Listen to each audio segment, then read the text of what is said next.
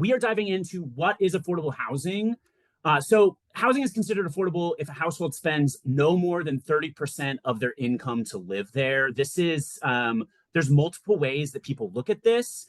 But overall, the point is that everyone needs this type of housing.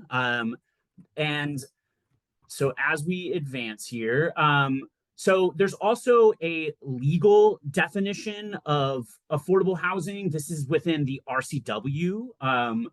So this affordable housing in this case must be occupied by a low income household. And what that means is that this person makes no more than 80% of area median income. And then and this is for rental housing, and for home ownership, that level is set at 100% of area median income. And if that term seems a little unfamiliar, that's okay. There's a lot of jargon that we're going to try to go through today quickly. Area median income is the midpoint of a region's income distribution. So this means that there's going to be half at 100% AMI, excuse me, at 50% AMI, there's going to be, half of the households in a region earn more than the median and half earn less than the median. It's just the mathematical sense of a median. And then this is calculated by gross income, which is the total received before taxes and other payroll deductions. So as you see here, there's a very wide range. Someone could be making much, much more than area median income. They could also be making almost basically zero or nothing from area median income. So there's a huge range of income levels that are represented here. So we also want to think about this. These aren't just numbers. These are also people. Like, these are households. You're one of these households as well. And so this is using 2024 area median income data. So if we look at, for example, 30% AMI, that's $32,000 for a single person. And then if we jump all the way up to where that state definition ends at 80% AMI for rental, that's in King County in $84,000 for a single person, or $120K for a family of four. And so this isn't something, I mean, that's not what immediately pops into most people's heads when they think of affordable housing. There are many times in my life that I have been within this band. So, and these are people that you meet every day, most likely as you're out moving around at the grocery store, as you go to your child's school. These are people that you encounter. So people, this is just to kind of top off this section of the presentation, but people often use the same term to mean slightly different things. So there's this one sense of housing affordability. People mean housing that my family and I can afford. This isn't tied to that state definition. And then there's the formal definition. And this is usually used in policies, laws, and specific programs. So this is just, keep this in mind when people use affordable housing, that they might be meaning a slightly different thing.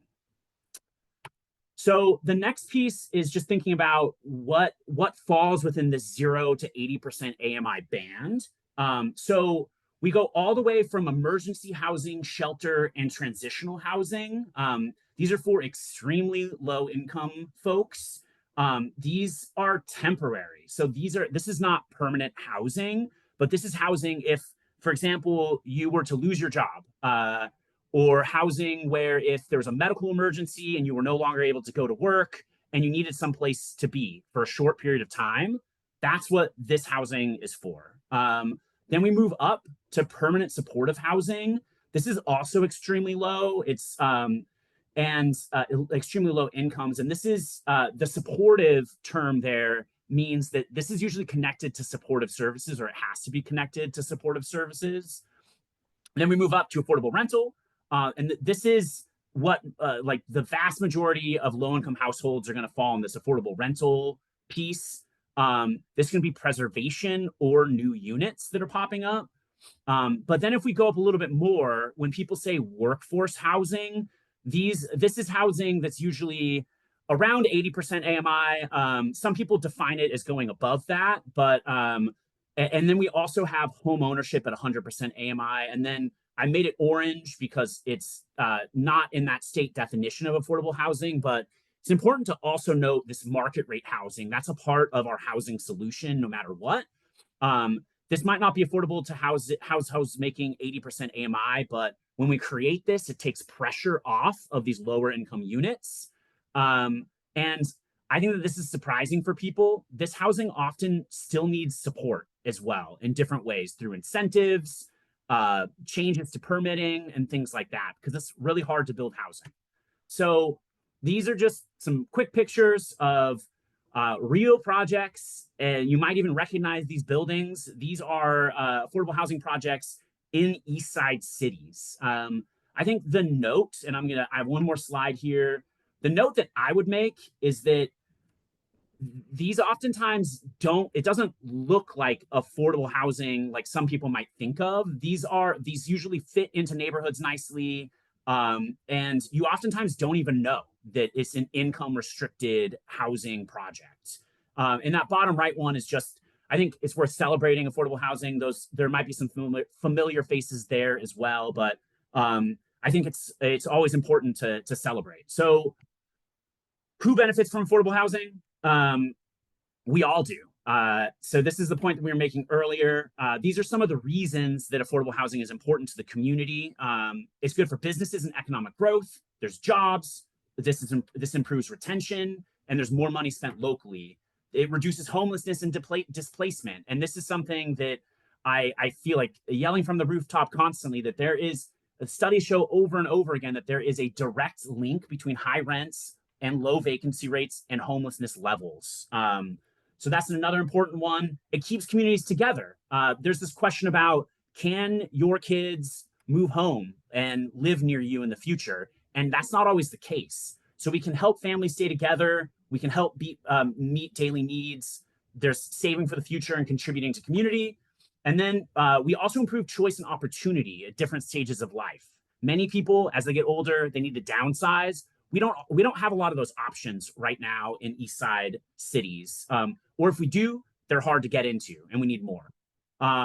There's also direct link between affordable housing and housing in general and improved childhood outcomes across the board. So this is good for health, and it's good for sustainability. When we put housing near jobs, near things like schools and amenities and transportation, we are reducing greenhouse gas emissions, reducing vehicle miles traveled, things like that. And this relates to that as well, but reducing traffic and commuting. So, and then these are, again, some of the people that need affordable housing: seniors, workers, teachers, baristas, nurses, first responders, young professionals, and new families. And there's a link to just so many things, like in school districts. If you don't have new families that can move in, school district attendance goes down, and we see struggles with school districts. So I think all roads lead to affordable housing is a line that comes to my head. So I'm going to try and wrap this up because we want to get to our other speakers, but some other concepts that you might hear come up through the presentations. One of these is cost burden. This means when someone pays more than 30% of their income towards housing costs, and extreme cost burden is when you pay more than 50% of your income towards housing costs. And I think, again, trying to move past this concept based in numbers to what this means for people.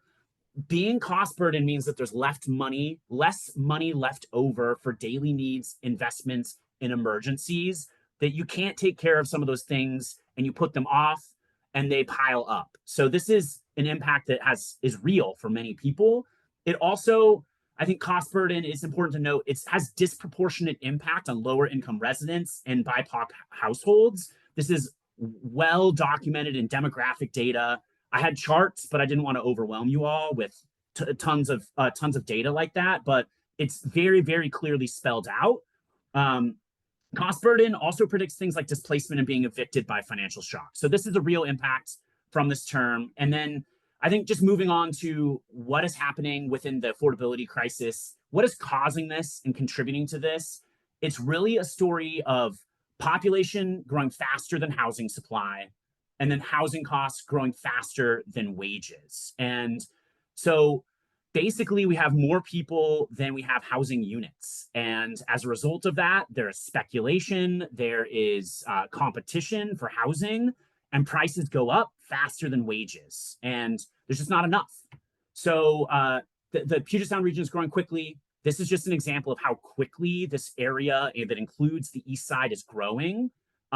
We started with $4.3 million people in 2020. We're expecting to have 5.8 million people by 2050, and that's a huge increase. So this is just, I don't think you need to know the specifics here, but rents and home values have been increasing very quickly above the national average on the East Side. That's a 55% increase for rents since 2015 and 116% increase for home prices. So that's another factor. And this is also backed up in some other data that's coming from the Joint Center for Housing Studies at Harvard. Inflation adjusted rents across the country have gone up 10 times faster than renters' incomes. So we're wondering why this is all happening. And there's these larger trends that are impacting that we can do something about. I think that's the point. And what is this, the result of this? Cost burden is the highest it's ever been in the history of the United States, including in King County, including in the East Side. So I think there's a lot of concepts here, but this is just, we know that we need more housing. We know we need a plan for that housing. So the county, which comes from the Growth Management Act, the county is asking cities to plan for growth. And so what this results in is that King County, and this is across the whole of King County, and you'll hear our speakers talk about this a little bit as well, but King County has to accommodate 7,800 new homes that are affordable at 80% AMI or less every year from 2019 to 2044. And this is a bold goal. And so we need to think differently about how we're approaching affordable housing if we're going to eliminate cost burden and if we're going to start to create sort of sustainability for people and families in the East Side. So finally, this is wrapped up in supply. We need housing at every income level. I kind of mentioned this earlier, but it's not just about affordable housing from 0 to 80% AMI. It's also about housing that's market rates that relieves pressure on lower income housing, and it stabilizes rents. And even if there's a market rate housing unit that goes in with higher rents than surrounding areas, it stabilizes rent marginally in the areas around there. And this is, I've seen multiple studies that show this. And then I think that we just need extra support and action to create deeper affordability, and we'll go into some of that soon. So what goes into building new housing and why is it so hard? This is another sort of thing that is there's a veil around this. There's a lot of things that go into creating affordable housing or housing across the board. Construction costs by far are the biggest thing. That's the orange there. But we also have all of these other costs. Land is another one of the biggest costs. Professional fees. So there's soft costs, financing, professional fees. And then there's all these other development costs. But I think the point of this is that hard costs are a big part of this. There's also soft costs and land costs. So I think the idea here with this is that the difference, when you're building, there needs to be a certain level of rent. Every housing development that's ever been built is financed off of the future rents that are expected to be collected. And so when you have income restricted units, so if you see this line here, this black line, this is the rent that is expected to be needed for a 1-bedroom and mid-rise construction. And then this gray bar here, this is the legally capped amount of rent that can be charged on this unit. And so this red section there, that then represents this gap that we need to fill somehow to create affordable housing. And you notice the lower the AMI is, the bigger the gap. So, and the gap here is $400 for this 30% AMI per month per unit to $1,700 per month, $400 at this top end, and then $1,700 per unit per month on this lower end. And so this is just a concept that's really important to think about as we think about subsidy and all these other tools that exist. And housing interventions, they do vary by income level, and subsidy is needed to close that development gap at the lowest income levels. As you move up, so definitely at 0 to 30% AMI, you need a subsidy. And then you need subsidy in this area as well, 30 to 50% AMI. You move up to 50 to 80, some mix of subsidy and incentives and other things are usually needed. And then you move up again, you still need permissive zoning and zoning flexibility. So this just, I think the point here is that we need a variety of tools to address housing affordability at different income levels. And these tools include zoning, land is a limited resource. Cities can be strategic about where and what types of housing go. Permitting regulatory processes. I think it's important to note here that it takes 3 to 5 years to build new housing. That is something that shocked me when I first started learning about housing development and this process, but it takes a long time, and time is money on the land and on other aspects of the development process. There are loans that are taken out. And so there's the longer it takes to build, the higher the future rents are needed to support that project. And then there's also code-based policies like incentives and inclusionary zoning. So these tools only go so far to reduce this development gap. So ultimately, subsidy is still needed. And so this is all a lot. And we're going to revisit some of these themes through our other speakers. But I think the idea here is this is a big issue that impacts people across the board on the East Side, and we need a shared response. Regionalism is important to close some of these funding gaps. There's state planning requirements, and this just general housing need. This is much larger than what any single jurisdiction can do on their own. Arch will speak in a moment. There's is an example of this. Also, Puget Sound Regional Council. And then in addition to governments, we also need action from nonprofits, investors, private organizations, philanthropy, and residents. This is really an all hands on deck issue that is so fundamental to the cities and the communities that we live in. So thank you for your patience. That went a little bit over, but I think the idea here is just to set the stage because these themes are going to come up again. So I'm going to pass this back to Sophie Glass from Arch, who will take the next section. Good afternoon, everyone. The first thing I want to say is it makes me so happy to know that over 50 of you have decided on this kind of dreary day to join us for a conversation about affordable housing on the East Side. Just to get us going, the chat is now working. And so if you can put in where you are calling in or zooming in from, I'd like to see if there's any East Side cities here represented. So next slide, Brady.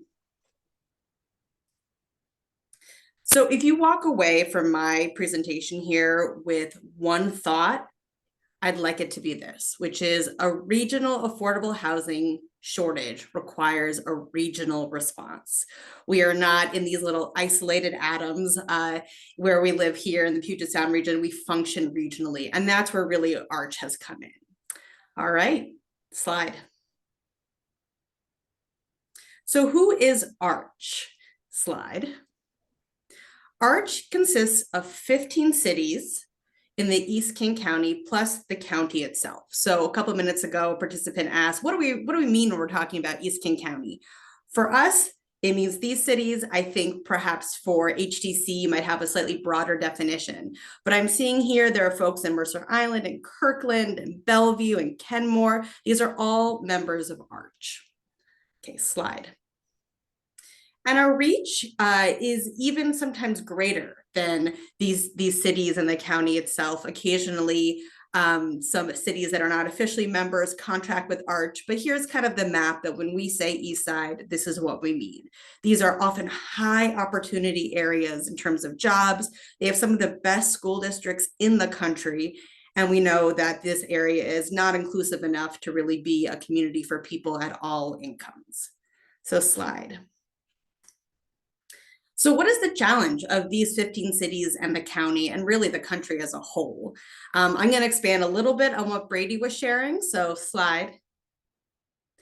The challenge within this portion of King County is to create 80,000 units of affordable homes, so under that 80% area median income by 2044.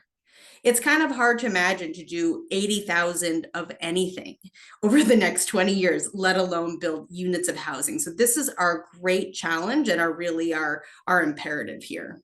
So slide. And so here's where we are right now.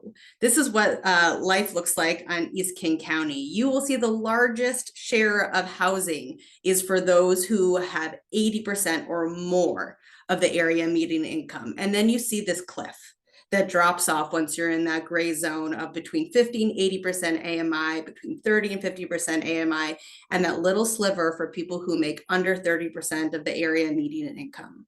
And we know, without subsidies or some sort of rent restriction, there are too many people chasing too few units at these levels of affordability. So slide. So I'm a very visual person, so I'm not going to go into the deep data here, but in short, on the left, it shows what our existing supply is around affordable housing. And we saw that on that last slide, just the bottom sliver is over there. And over the next 20 years or so is that middle column, it's what we need to do. So you see that in that first one, there's a tiny sliver of blue and gray. And then we know that over the next 20 years, we need to go all in on the blue and the orange and the gray and the yellow in order for in 2044 to have a much more holistic balanced housing supply here in East King County. So slide. So how is ARCH addressing this affordable housing shortage and this great need to build and build and build, especially at those at the lowest income? I'll share about that now. Slide. So we kind of have six things we've been doing since 1992. And just for kicks, if you were born after 1992, can you just put a +1 in the chat? Just out of curiosity. So since 1992, we've been coordinating public resources. Brady mentioned that building affordable housing requires many inputs. So we're that kind of first point of contact, single point of contact. Some technical support. We have a full-time planner on staff that can help kind of walk these jurisdictions through code. And you see that in the slide earlier that talked about these jurisdictions that comprise ARCH, they really vary in size from a couple hundred people to hundreds of thousands of people. So we provide technical support based off of what their capacity is. We also steward the existing stock of affordable housing, and I'll talk more about that in a minute. We work with private investors, again, to get those private dollars into affordable housing. We focus on policy and planning. The policy is the hat that I wear. And then we do community engagement. We really want to make sure that those who need affordable housing most are anchored in our conversations around policy and planning. So for those of you who entered +1, this is all that's happened in your lifetime. So next slide. So in short, since ARCH got started, we have helped create or preserve 10,000 units of affordable housing in East King County. So the orange dots are things that are completed. The purple dots are things that are in development. And so we do this in a variety of ways. Slide. So one major way is through ARCH's investments, through this housing trust fund. Slide. So I'll explain what this is, and then I'll tell you why I'm so excited about this. So ARCH's members every year pool funds to have a joint housing trust fund, where then that money is invested throughout East King County. And what is so remarkable and sets this region apart is that how many places in the country can you say one city is spending money to help another city have affordable housing? But it's because we recognize that this housing crisis, these housing shortages that we're facing is a regional issue. This is precisely what ARCH has been doing since 1992. And in total, we've been able to invest $120 million into projects here in East King County. Slide. And so even though there's been some great investments from ARCH, we know that these projects cost a lot of money. Brady talked about that. And so in many times, Arch's seed money has been able to leverage more money. So for every $1 of funding from Arch's trust fund, it leverages about 14 other dollars through these other sources. And when I joined this line of work, someone explained this as a multi-layered cake just to get an affordable housing piece off the ground. But I think the piece that I want you to walk away with is that all these cities working together and pooling resources can form a foundation for them being able to get state funding, federal funding, tax exempt bonds, and those low income housing tax credits. Slide. So like I said, this shared pool has invested in affordable housing developments throughout the region. And this slide shows where those projects take place, but every member has been part of funding each of these projects. Slide. And there's a whole range of projects. Brady talked about how affordable housing is for a huge spectrum of our community. And so that's reflected in the kinds of units we've invested in. So developments for family, for people who are recently experiencing homelessness, people with special needs, intellectual and developmental disabilities, seniors, and others. So a huge range of units that we've funded. Slide. And so when I talked about over 10,000 units and stewarding affordable housing, this really shows up in two ways within Arch. One is our rental program, and the other is the home ownership program. On the rental side, there are a lot of affordable rentals integrated into market rate developments in exchange for land use and tax incentives. So when you see a lot of those big buildings go up around East King County, some of them have affordable units inside. And so Arch makes sure that the households who are in those units meet the eligibility guidelines. And we do that with 2,400 affordable developments. And we know that 650 are on the way. Slide. And then there's home ownership. In America, for better or worse, many people build their generational wealth through home ownership. And so we want to make sure that is available to people at different income levels. And so Arch works closely with its members in order to create affordable home ownership for households who have those limited incomes and are first-time home buyers. And these are created through each of those cities that we talked about in the county. They have local inclusionary or incentive policies. They differ across the different cities, but those that have it are able to create these homes. So we have a portfolio of about 800 homes that are affordable, and we make sure that they maintain their affordability through covenants. So slide. So if any of you or if any of the people you serve are in need of knowing what affordable apartments exist in East King County, there's one QR code there. And if you want to know about new developments and opportunities for affordable home ownership, I encourage you to check out the other QR code there for our mailing list. Slide. And with that, that's my contact info. I'm going to drop it in the chat, and I'm going to hand it back over to Brady for our next presenter. Great. Up next, we have Ian Leftcourt from City of Redmond. Take it away. Hello, friends. My name is Ian Leftcourt, he, him pronouns, and I represent the City of Redmond. Looking forward to chatting with all of you today. Slide. We have recently updated our comprehensive plan, and I think it's useful to sometimes take a step back and really think about the underlying values and equity championing that goes on throughout all of our processes. Everyone deserves safe, dignified, and affordable housing. As Brady discussed, affordable housing is complex and can mean a lot of different things. It represents a diverse range of types, tenures, and needs. This includes supportive housing, workforce housing, attainable home ownership, other cost-controlled housing typologies, and even market rate housing. Slide.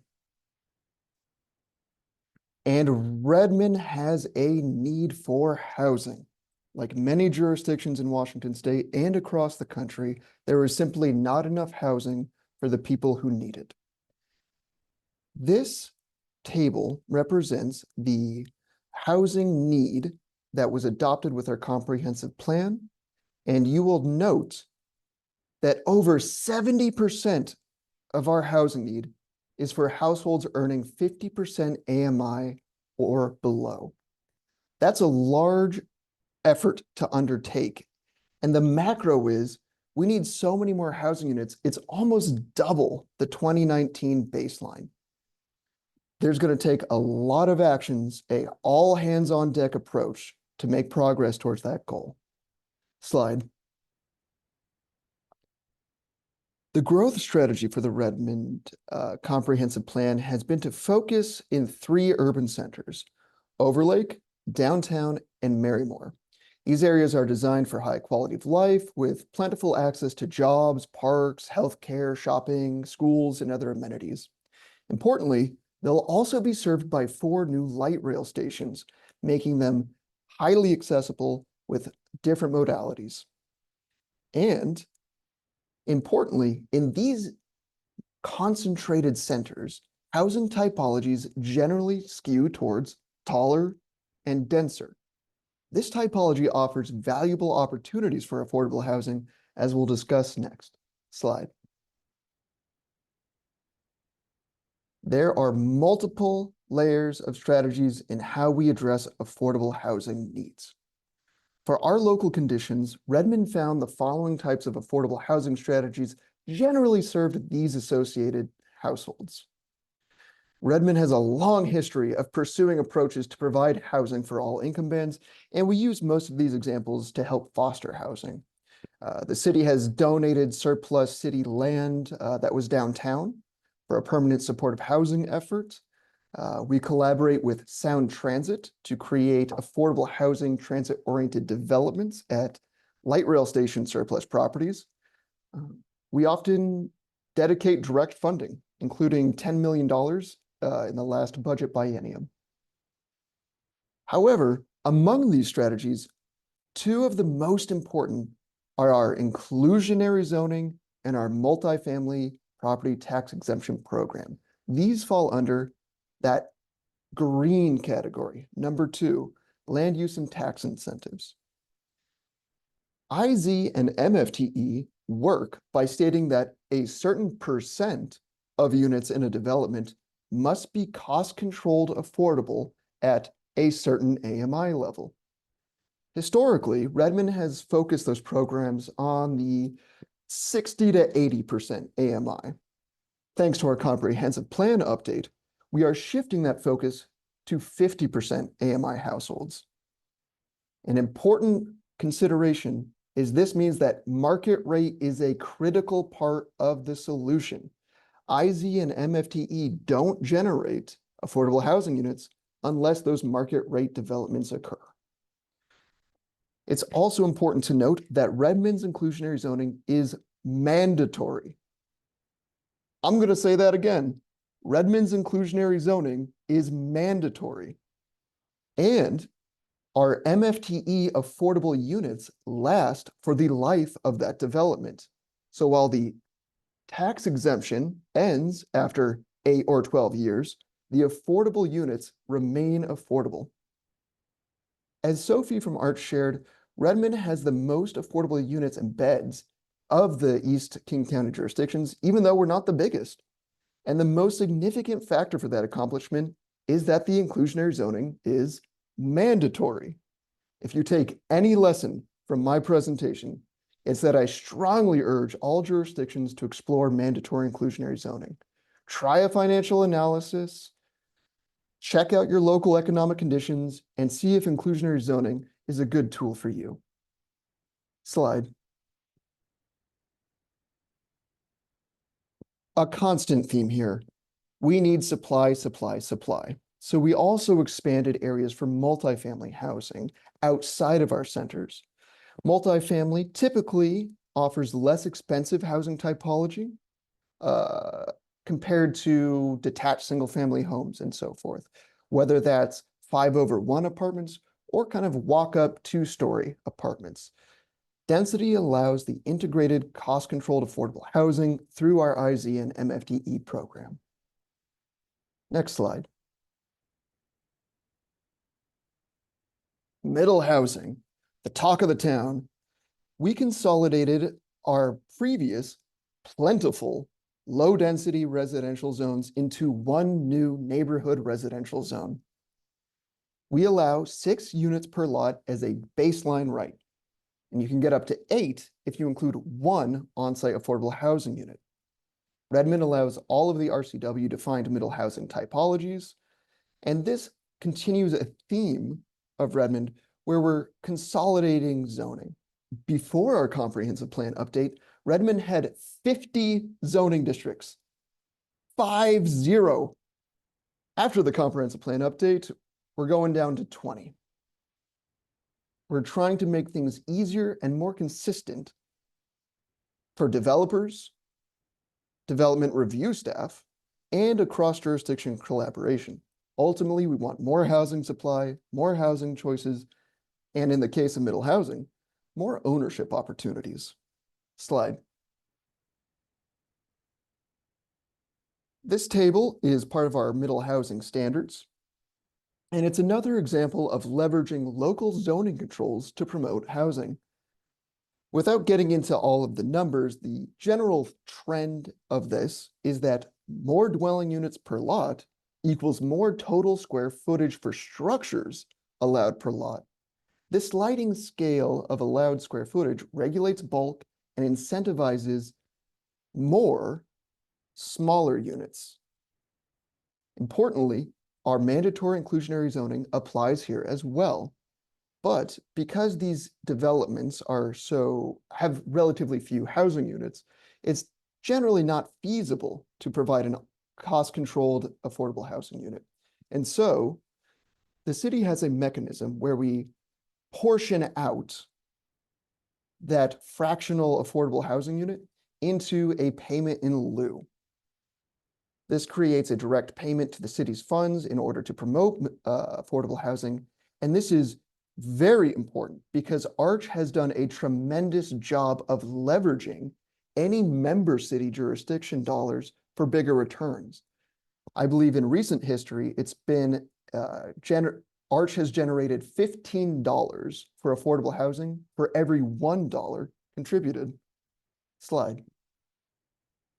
And it speaks to the theme that both Brady and Sophie have shared, that all partners are vital. We need our for-profit developers, our nonprofits, housing authorities, local governments, regional collaborations, county, state, and fed, and of course, just our neighbors, our community members. This is, again, a all hands on deck situation. Slide. While there are absolutely barriers to housing that are directly caused by local controls, sometimes we need to explore how we manage those and how much impact we can get from adjusting them. Jurisdictions can and should work on those barriers, like updating zoning districts to allow more housing units. However, that can only go so far. Ultimately, many of the households at the deeper levels of AMI will need some form of subsidy. If we think back to the development gap column chart that Brady shared earlier, there's a lot of gap for those deeper AMIs. Most of the necessary financing per unit for the 30% AMI unit was in fact red on Brady's chart. So the call to action is, of course, to get these vital dollars, we must all get involved and advocate. That concludes my summary for Redmond, and up next we have Hannah from Bellevue. Folks, Hannah Bondmiller. I'm with the City of Bellevue. I'm a senior affordable housing planner, and I use she or they pronouns. And I'm really excited to be here this afternoon to share some of what Bellevue is doing around affordable housing. Slide. So today I want to share about 2 things, starting off with the recent formation of Bellevue's Office of Housing. And then I want to talk about 2 ongoing efforts, work that the city is doing to develop affordable housing onto city-owned sites, and then work to update the city's affordable housing strategy. So the City of Bellevue's Office of Housing officially launched this year. We are a very new organization.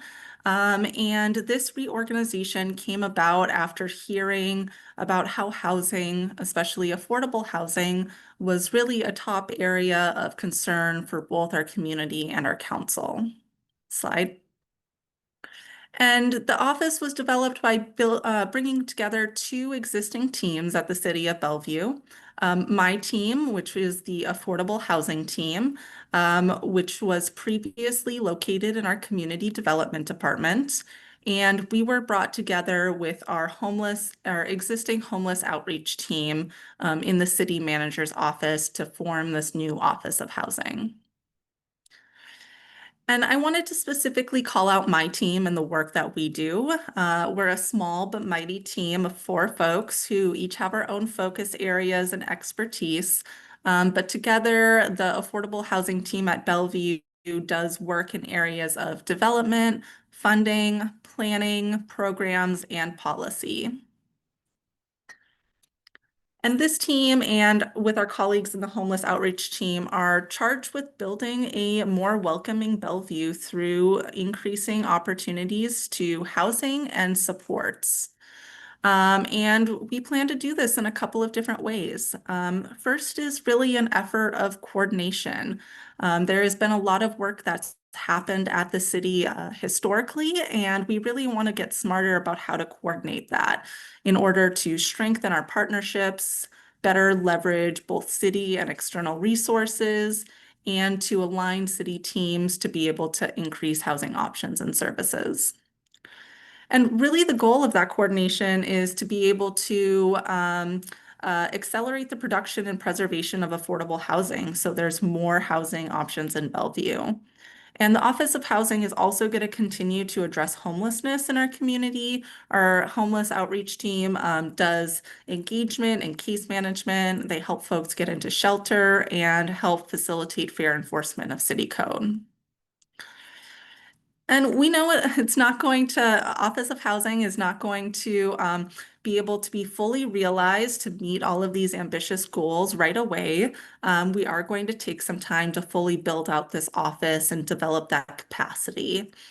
So we're taking this first 2 years to really understand how the Office of Housing is going to work within the City of Bellevue organization and understand what resources we might need to be able to achieve those objectives. And to help with this work, we are recruiting an organizational development consultant who will come online and provide an external lens and recommendation. So now that you have a little bit more information about this new fun Office of Housing, I want to talk about some of the work that we're doing. And starting with our work to develop affordable housing on city-owned land. And so we know, we saw on Brady's nice pie chart of the different costs to develop affordable housing, that land is a big barrier to developing affordable housing, especially on the east side. And as a consequence, we know that as the city, one of our most valuable resources is actually the land that we own. And so knowing that, we are currently looking at some existing city-owned sites to be repurposed for housing. 2 of these sites are slated for affordable housing, while we're actually looking at the third one for market rate housing. There's a required parking garage to be built there that needs to have some market rents to cover those costs. And, you know, as the city, although we own the site right now, the goal is to be able to partner with another organization. So the city wouldn't build or operate that housing, but we are currently soliciting proposals from developers, both nonprofit and for-profit developers. And we're excited to see what they're proposing to develop affordable housing on these sites. Slide. And just want to really call this out as a really big opportunity. This is not just city-owned sites anywhere. They are in 2 different transit-oriented development neighborhoods, Wilburton and Bel-Red. And they're right next to the new light rail line 2 that opened a few months ago and now can go down and visit Ian in Redmond. Up in Ian and Redmond. And together, the two affordable housing sites would build up to 400 new affordable apartments. And so that's a really big increase for our city. And while we're really excited about those new 400 units, we also know that that is not going to get us to our goals. And so we're continuing to assess opportunities for future city-owned sites. So the next project I want to talk about is the city's ongoing effort to update our existing affordable housing strategies to today's needs, condition, and tools. And so an affordable housing strategy is a near-term planning document that the City of Bellevue uses to focus on housing actions and implementation. And the goal of the document is really to identify and then plan out actions that the city can take over the next 7 years to increase housing affordability and the supply of income-restricted affordable housing in our city. And we're updating the affordable housing strategy now for a couple of reasons. First is that we've been able to achieve a lot of really good work from the 2017 affordable housing strategy that we adopted and have been implementing over the last 8 or so years. And we're coming up to the end of the work program and actions that were outlined in that document. And so we have to start thinking about what's next. We also know that the need is much greater in 2025 than it was in 2017, and we have some new tools that we can utilize to help address that need. And finally, Ian spoke to Redmond's comp plan just recently getting concluded. Similarly, Bellevue just wrapped up our comprehensive planning process, which outlined a lot of new policy guidance for housing and affordable housing. And so we need to think about how we're actually going to implement that policy guidance so it doesn't just stay as a plan on the shelf. And so the affordable housing strategy is focused on income-restricted affordable housing, but we are also going to look at things like overall housing affordability, housing stability, and housing for unique needs. But the overarching goal for the project is really focused on a new affordable housing target that was set by our council at project launch. And so our council has been really focused on meeting the need for affordable housing. And so when they launched this effort, they established a new goal for the production and preservation of affordable housing. And we're setting out to build or preserve 5,700 affordable units in the next 10 years. And those would be affordable to under 80% AMI. And as you can see, we have specific goals for those below 80% AMI income brackets. Playing off of what Brady said, we have different tools and there are different needs at those different income bands, and we want to make sure that we're meeting the need across all of those levels.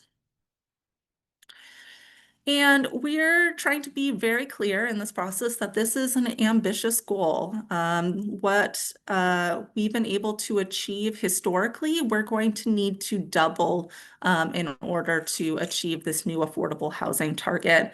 And this is a much more dramatic increase when we're looking at production of under 50% AMI units. And so really to be able to scale up at the rate that we need, we're going to need a lot more revenue to be able to fund those under 50% AMI units. And finding out how to bridge this gap is really the objective of this 2025 update to the affordable housing strategy. So this work is going to be taking place over the course of this year. We're about halfway into the project, and we really want you to be involved in the next stages of this work. And on my next slide, you can see some ways to get involved by emailing us at housing@bellevuewa.gov or visiting our website, bellevuewa.gov/affordable-housing-strategy. You can try and drop those in the chat as well. We'd love to hear from you, want folks to be involved. As we've been talking about, this is an effort that cities cannot do alone. It takes all of us as partners to be successful.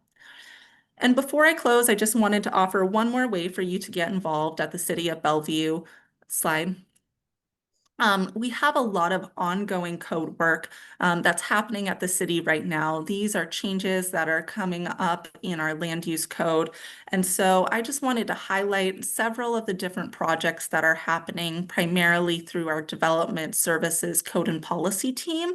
And I put in there the project contacts in case you want to get more involved or learn more about those projects that are happening. And with that, I get to pass it off to our final speaker, Adam. Thank you all. All right, thanks so much, Anna. And yeah, thanks to HCC as well for hosting us. It's great to be here. Great to hear what all of my colleagues are doing in other cities as well. So I'm Adam Weinstein. I'm the Director of Planning and Building for the City of Kirkland. You can go on to the next slide.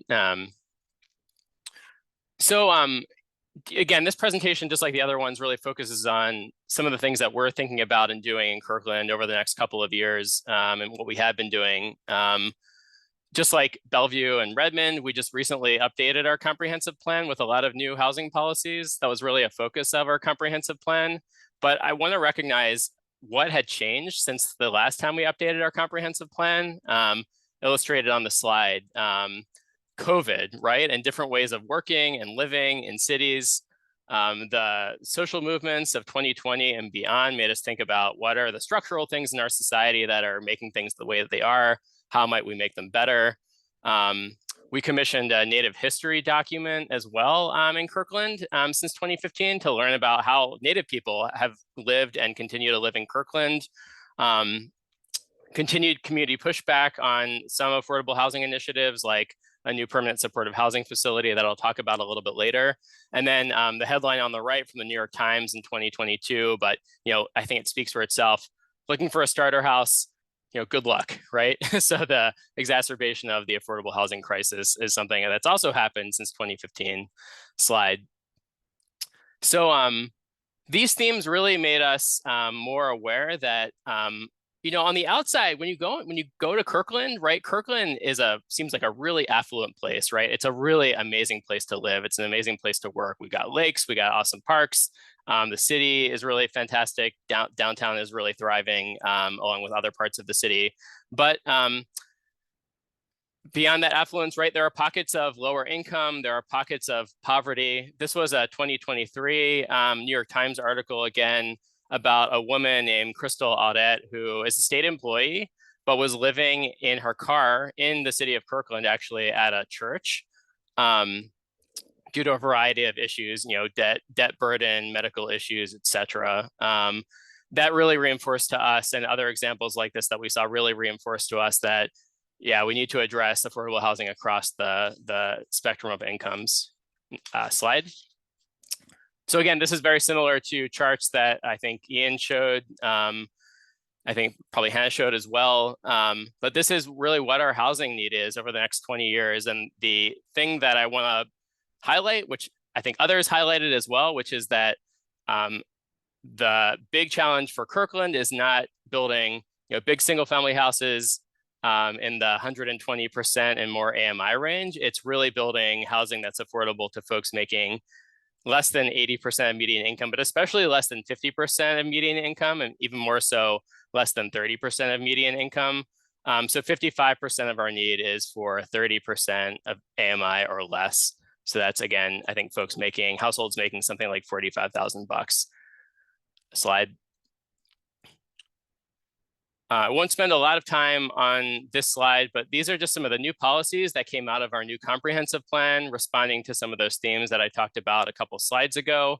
It's very multifaceted, right? It's prioritizing housing for very low income households. It's working with religious organizations to build housing. It's about removing regulatory barriers for people and agencies that want to build permanent supportive housing, using surplus land. China talked about and advocating for more funding as well, and then also working hard at preventing displacement in the first place. Slide. So the next couple of slides are really about how are we implementing some of these policies. As I noted before, we have to build a lot more housing in all of our income brackets, but we also have to get people who are in our community who need this housing into that type of housing. And so this slide illustrates a new sort of interdepartmental coordination effort that we've created, which is our homelessness assistance and response team. This came about in response to our growing homelessness crisis in Kirkland. We were experiencing things like, a park ranger going out to a park and finding somebody living in the park. What do you do about that? A code enforcement officer going out to talk to somebody about, hoarding stuff in their house and their yard, and finding that there's a person living in the yard who doesn't have housing. Police department, encountering people who are sleeping on the sidewalk, things like that. So we created this multidisciplinary team who all work together to help people transition from not having housing to having housing. And so this is a group that meets monthly. It helps coordinate efforts, it shares success stories, and it's been really successful to date in really getting people off the street. Slide. And one day, very soon, we'll be able to help people get off the street and live in this project, this is actually a county project. It's a health through housing project. This is down in the southern part of Kirkland near the Bellevue border. But this is a project, even though it's a county project that required a lot of partnership with the county. This is a program where the county builds permanent supportive housing for homeless people using sales tax increment. They won't build this housing though in cities without the partnership of cities. So we spent a lot of time working with the county, working with our community to make sure folks were comfortable with this project, hammering out a really deliberate and intentional term sheet with the county to make sure that it is being operated in a way that's consistent with our community expectations as well. And this should be opening at the end of the year. Also, zoning regulations in and of themselves are not sufficient. So we're also looking, like other cities, at buying land, using our surplus land to build new affordable housing projects. This is a project site just south of downtown Kirkland that would have been developed with luxury housing, but the city bought it. And we're working with developers now to build more affordable housing on this site, along with other community benefits and amenities like publicly accessible open space and commercial spaces that can be rented at low rates to community organizations and nonprofits. Slide. Yeah, and I can wrap up really quickly too. This is just an illustrative example of what we're hoping to achieve on that Houghton Village site. Slide.